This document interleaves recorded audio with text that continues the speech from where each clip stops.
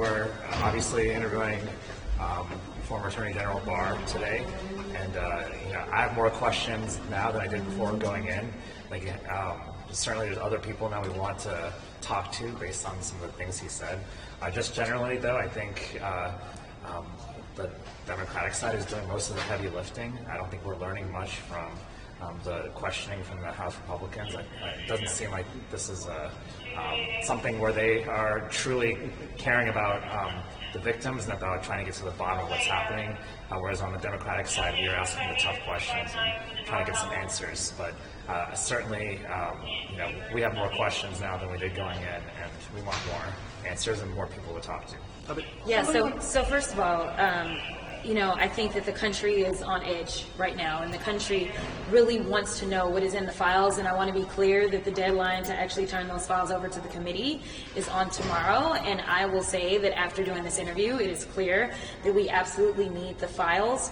Obviously, Attorney General Barr, left in 2020. I don't know that it will ever become fully clear as to why he left, but we know that he left. We know that the investigation seemingly involved SDNY.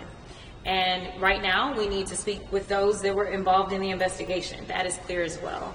It is also clear that the attorney that was responsible, Acosta, for handing out the deal prior to Attorney Barr's reign as Attorney General, we probably need to talk to him. It is very convenient that even though we had to do some twisting and turning to get to the point that we could even get a subpoena, because if you recall, the Congress left early because they did not want to take a vote on this, but because of the leadership on the Oversight Committee, because of the Democratic leadership, they were able to go ahead and get a subpoena in one of our subcommittees done so that we can actually get the ball rolling.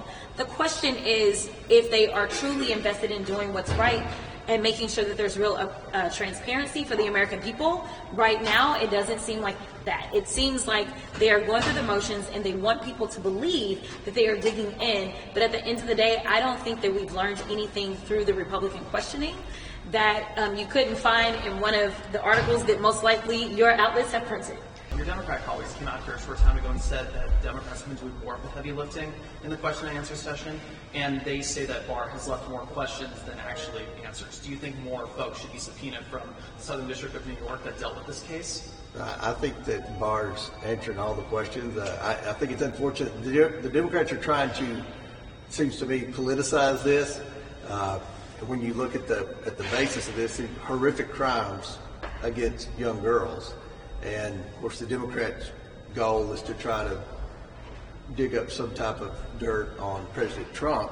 And what Attorney General Barr testified in there was that he never had conversations with President Trump pertaining to a client list. He didn't know anything about a client list.